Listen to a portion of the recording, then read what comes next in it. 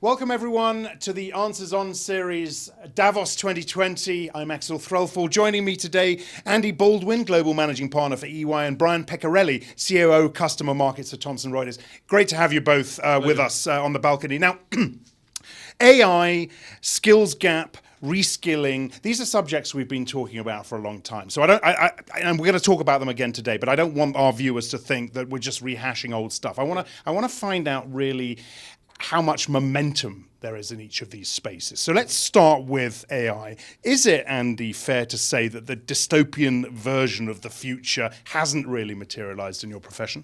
Yeah, I would agree. I think what we're seeing in AI, that's probably the single most important technology for us at the moment. We're not seeing it leading to significant, massive job reduction, job losses in our business and our profession. We're seeing it more as an augmentation, driving productivity and allowing us to really take away some of the more routine tasks. But is the message different this year, or is it just a continuation of what we've seen over the past few years? Well, I think with some of these technologies, I think some of them frankly being hyped. I would argue blockchain, there's been a level of hype around blockchain, which people haven't really seen come through on use cases. I think with artificial intelligence, which is an umbrella for a lot of different technologies, I think you're actually seeing some really powerful use cases coming through. And I do think we're moving from hype to action on artificial intelligence. Amazing, actually. I haven't talked a lot about blockchain so far this year, I've got to say. Brian, beyond the hype, what do you think is really happening in AI? Yeah, I think, for the last few years, you can look at it as a disruptor or an opportunity, and it depends on the profession. It depends on where you are. Companies need to look at it as an opportunity and how to exploit it to further. For example, us with Westlaw, founded in 1872, a long time ago, and released in 2018, Westlaw Edge, which really utilizes AI and has leapfrogged legal research and everything about it. So again, as Andy just said, you're starting to see reality and what it can really do in applications and professions, how it drives things. But the thing of the past about, AI is going to cause robots to replace everything, we haven't seen anything like that. Yeah. All right. Next topic is the skills gap, and the skills gap. And you and I have talked about this before, particularly in the data context.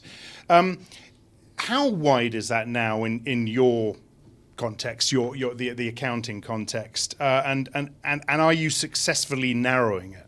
Yeah, I think what we're seeing with the skills gap is one, we're having a much more diverse workforce than we've ever had before. So contingent workforce now is up to about 6-7% of our workforce. We're hiring, we're working very closely with our alliance partners, providing resources. The days when we would need to hire everybody to get the skills into the organization, they're gone, and we're looking at a much more sort of collaborative model. What we're also doing is the training and the learning for our own people. And so we've introduced badges, which really allows any member of staff to be able to learn in analytics, to learn in technology, to learn in emerging tech.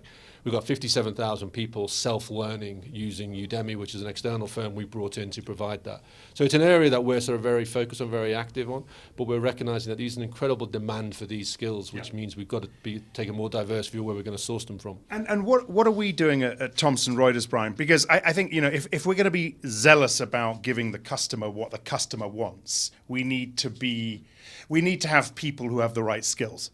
Right, and I mean, when we look at it, us along with almost anybody hiring technologists, as far as skills and developing things, there's a shortage out there.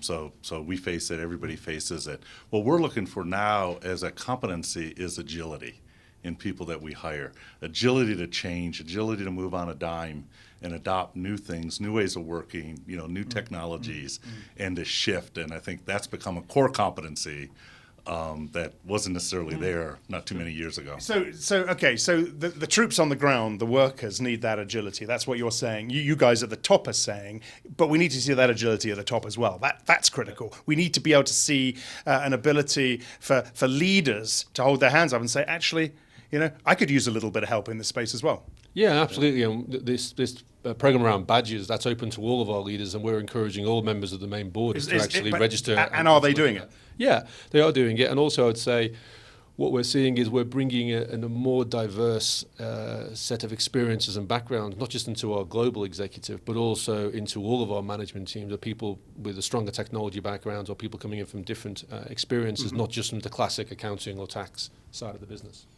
I couldn't agree more. And I think, one of the things that we focus on doing is making sure everybody at all levels is engaged with our customers to really understand what's going on, what's changing, how we have to switch on a dime, how we have to adopt new things in order to serve them better. And we're putting training programs in place as well to help with that? Yes. We have training programs that have been rolling out and following the same model, a lot of online solutions now, so people can learn just in time, when they want to. And I think we'll see continued movement in that direction. One other quick point. I think what we're seeing is at the heart of the organization, you've got to put data, technology, and innovation together. Yeah. And a lot of our narrative to everybody is really those three things coming together will impact the whole business and the way we transform. All right, very good. Andy Baldwin from EY, Brian Peccarelli from Thomson Reuters. Thank you very much to both of you. That was another edition of Answers On from Davos 2020. I'm Axel Threlfall.